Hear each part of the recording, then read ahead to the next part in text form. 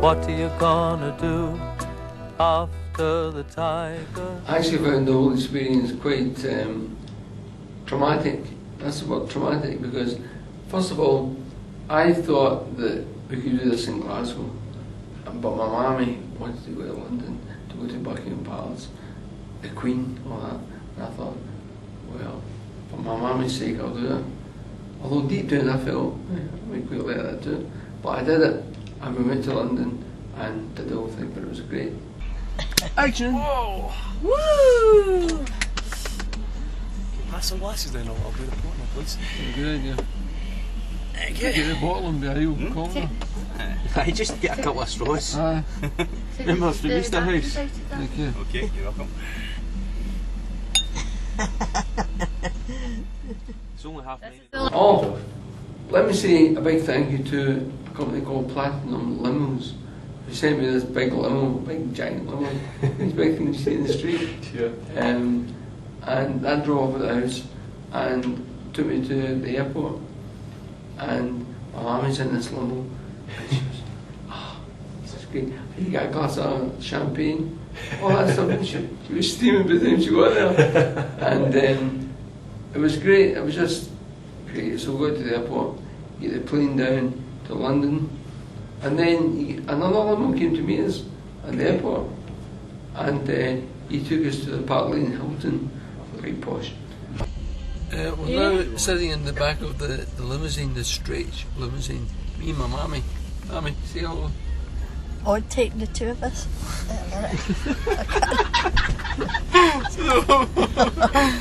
So we're going to St George Square to see the lights, and then she's steaming. We're off to the airport to go to London. Cheers. Well, I've never been a big fan of London. I like it to go and visit and leave, but to spend any amount of time in it, I don't really like it. I mean, I'm from Glasgow. This is my home, and so I prefer Glasgow. But it's good to go to London and see the historical things, and I did.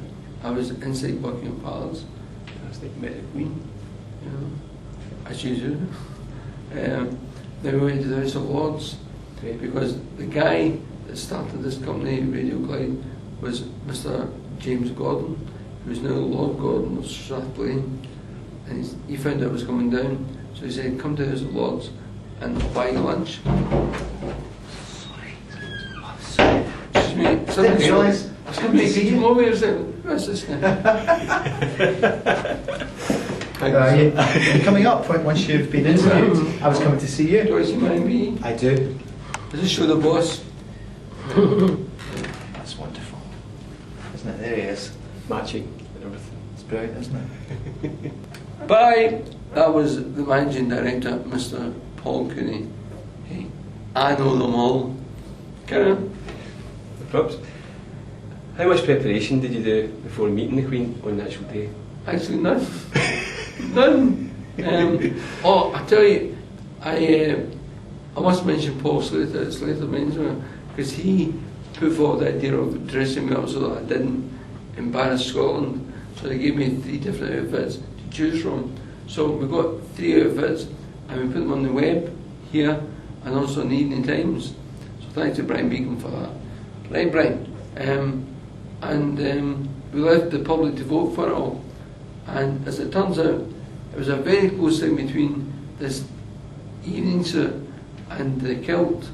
So what I did was, I put the 2 things together, the colour of the evening suit and the kilt, so everybody should be happy. So that's how I ended up wearing the kilt. There's limited restrictions on liquids and stuff like that. Can I put this on to take it bags? Part of my luggage had gone missing. I'd gone to the wrong airport. So I was left without aftershave, without the stuff to shave with, without I think you could say something else here. As a shave, you didn't open razor this morning because half my luggage, got lost at the airport. So this is the way I've ended up. I'm going to see the Queen with scars all over my face. Now, in a minute, you're about to see Darren, my son, who's in the next room with a hangover. with a hangover. Hey. And we've got half an hour to go. Half an hour. And we're going to get ready. And this will stop bleeding.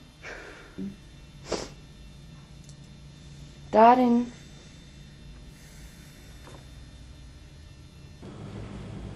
Well, here's somebody else. Congratulations. Thank you. Do you know what? I just realised I never actually did congratulate you formally. Really? No. Well, That's a very slurpy kid, isn't it? this is Russell. Russell's in charge of the new tube stack. Can you come in there? Okay. See, they'll talk to me now. They never spoke to me before. This is happening now. It's because you're a No, I would have to cut it. That's getting filmed. Oh. we're not live. Have you appreciated the fact now that everybody wants to talk to me? The thing is that nobody spoke to me before, and suddenly, head of news, the manager, director, they're all here. Hey, they probably are, pal. Sorry, Barry, what were you saying? Sorry, now that you're finished. What we were saying was basically, how did you start in the morning before you? How did your morning start on the actual day? In the morning, I woke up to find out that half my baggage was missing. The baggage had went to the wrong airport, right? So I was struggling. I thought, what happens now? My shaving implements, like my electric shaver, because I don't use a shaver thing, because I have very baby skin.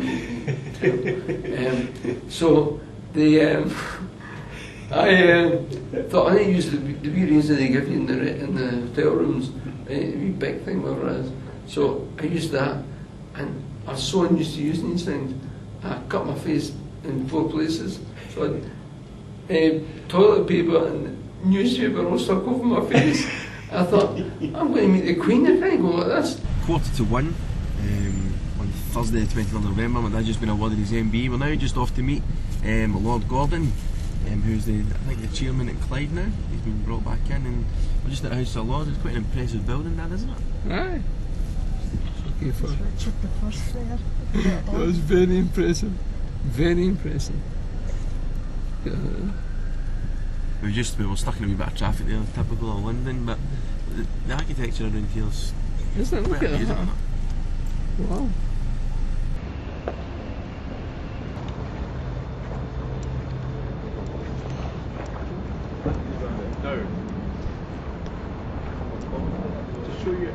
Okay, so we realised we're not allowed to film you receiving your MBE. Yeah.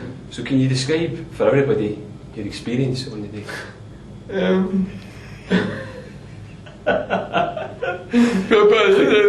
A clean version.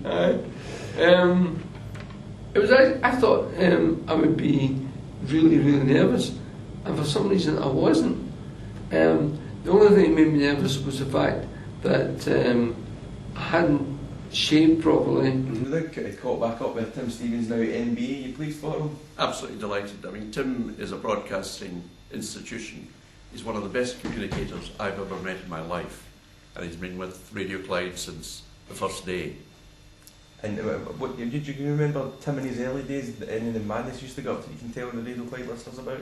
I remember the letter he wrote applying for a job, which I'm assuming he had deliberately misspelt it. If not, his teacher was shot, but I think he had deliberately misspelt it. So it sort of drew attention to it, and I thought, this guy is clearly highly inventive. So I asked Andy Park to see him, and he did.